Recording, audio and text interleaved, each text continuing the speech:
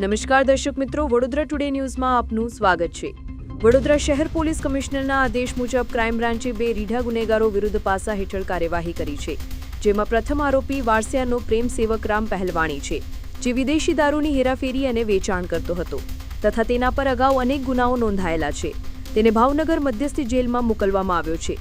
બીજો આરોપી અમદાવાદનો જગદીશ ઉર્ફે જગ્ગી વણજારા છે, જે બોલેરો પિકઅપ ગાડીઓના સ્પેર વ્હીલની ચોરી કરતો હતો। તેને મહેસાણા મધ્યસ્થી જેલમાં ધકેલવામાં આવ્યો છે। શહેરની શાંતિ અને કાયદો વ્યવસ્થા જાળવવા માટે આ પગલાં લેવામાં આવ્યા છે। આવા જ તમામ લેટેસ્ટ અપડેટ માટે જોતા રહો વડોદરા ટુડે ન્યૂઝ।